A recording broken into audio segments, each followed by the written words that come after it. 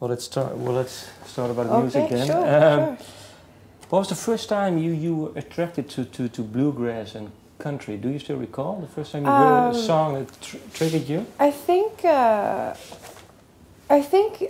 lot of it was, well, I used to listen, or I still do listen to a lot of Buddy Holly and Chuck Berry. And so when I was growing up, I'd turn on the oldie station, you know, and this is like old 50s, 60s American rock music.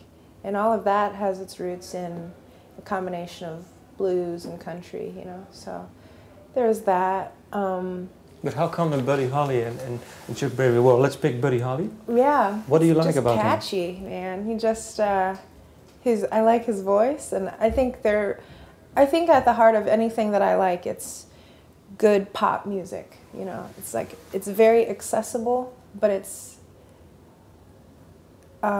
not overly predictable, but it still is familiar, you know, and it's just catchy as hell. That's what I'm attracted to. That's what I aspire to when I write.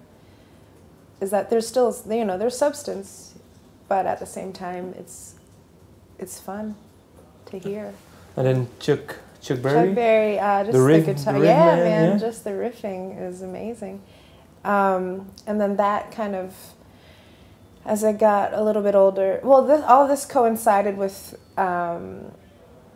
you know, being like a child of pop music, and it was like late 80s, early 90s, I was totally into Madonna. Madonna, yeah, for sure, Madonna, and even the bad pop, New Kids on the Block.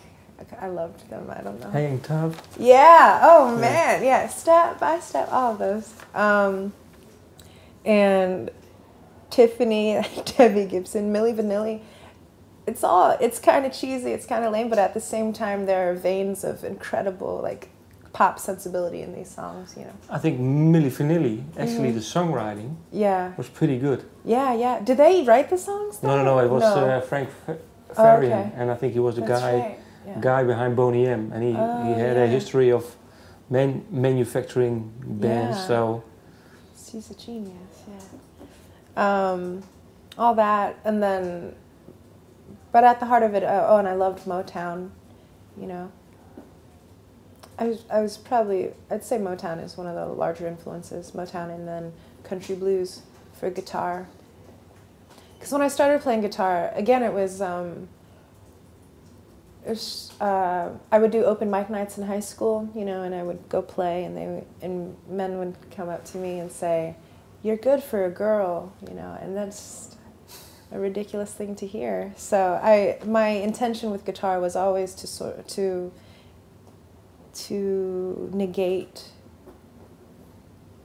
ideas of gender and why that would dictate how good someone is on an instrument, you know. But they said it about your guitar playing, not about your songwriting or... No, this was about guitar playing. Guitar playing. And so and that element was one of, I think, the main premise of my guitar, or my songwriting.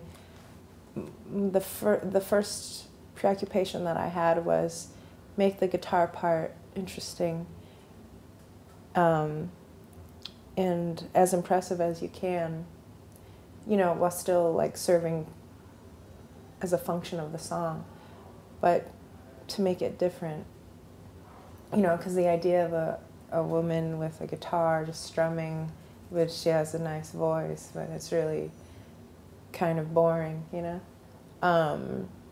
And I always tried to veer away from that. I don't know how successful I was, depending, but that was always my intention.